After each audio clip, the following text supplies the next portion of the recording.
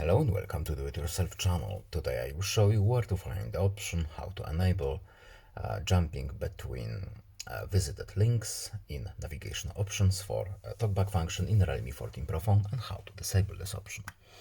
So first of all, we need to go to our phone settings. Next, accessibility and convenience, then accessibility. Then we need to tap the vision tab at the top, then TalkBack. Now in the top right corner, we need to open this cog menu. Then we need to scroll to customize menus option and then customize TalkBack menu.